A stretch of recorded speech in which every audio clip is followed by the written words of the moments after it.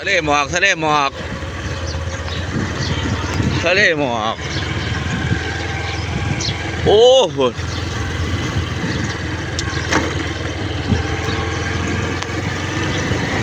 โอ้เย็นว่ามันเปิดแอร์โกดทะเลหมอกครับโอ้โหเคยเห็นทางยังเนาะนี่เนาะเย็นว่ามันเปิดแอร์เอ้ยทะเลหมอก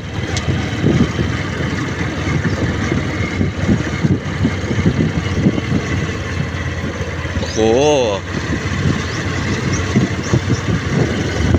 โอ้เย็นแห้งเย็นแห้งปวดปวดอู้ยสุดยอดจ้ะบรรยากาศปวดปาด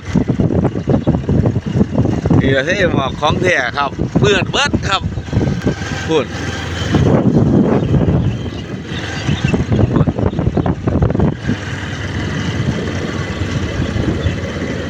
มืดคักมืดคักทะเลหมอก